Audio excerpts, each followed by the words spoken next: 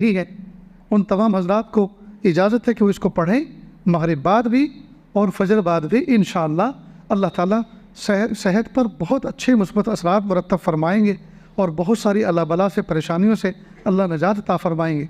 बहुत सौ को नींद नहीं आ रही, रातों को बेचारे तड़पते रहते हैं, घर के अंदर सारे के सारे लोग सोते हैं, इसको आँख नहीं लगती तो अंदर ही अंदर जलन पैदा होती है, कुढ़न पैदा होती है। कई मतलब इसके दिल में ये वसवसा आता है, इससे तो अपना गला घोट के सुसाइड करके मर जाऊँ, सब सो रहे हैं मैं जाग रहा हूँ।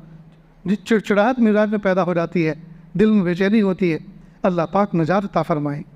बहुत से लोगों को पेशाब के कतरात की शिकायत होती है, पेशाब करके बाहर निकलते हैं, पाक होकर फिर नापाक हो जाते हैं, फिर अंदर जाते हैं, इसी अंदर बाहर में तकबीर औला निकल जाती है, नमाज का वक्त निकल जाता है कई दफ़ा। और न जाने क्या क्या तकलीफ़ें हैं जो मुब्तला भी ही हैं, जिन पर तकलीफ़ें गुजर रही हैं वो सब जानते हैं क्या क्या तकलीफ़ हैं। बहरहाल ये करेंगे तो इंशाअल्लाह अल्लाह ताला